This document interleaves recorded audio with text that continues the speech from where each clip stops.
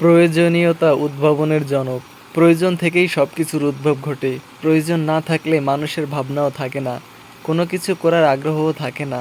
তাই সব সৃষ্টির প্রারম্ভে যে বিষয়টি বিবেচ্য তা হচ্ছে প্রয়োজন।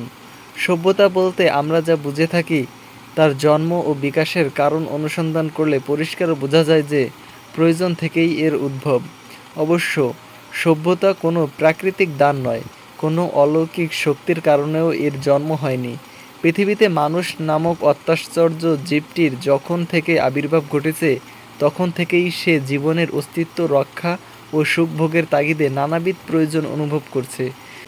যখন সে যা কিছুর প্রয়োজনীয়তা অনুভব করছে তখন সে চেষ্টা করছে সেই প্রয়োজনীয় জিনিসটি উদ্ভাবন করতে। এভাবেই আপন প্রয়োজন অনুযায়ী কখনো সহজে কখনো বা কঠিন ও দীর্ঘ সাধনার মাধ্যমে মানুষ তার দরকারি জিনিস আবিষ্কার করেছে। শিকার, গৃহনির্মাণ, চাষাবাদ থেকে শুরু করে আজকের সময় পর্যন্ত মানুষ যা কিছু আবিষ্কার ও সৃষ্টি করেছে তার পিছনের মূল কারণ হিসেবে কাজ করেছে প্রয়োজনীয়তা। মানুষের যদি কোনো কিছুতে দরকার না থাকে তাহলে তা পাওয়ার চেষ্টার প্রশ্নও ওঠে না। প্রয়োজনই মানুষকে কোনো কিছুর জন্য সচেষ্ট করে, আর সেই চেষ্টাই জিনিসটির উদ্ভাবনা বা প্রাপ্তি ঘটায়।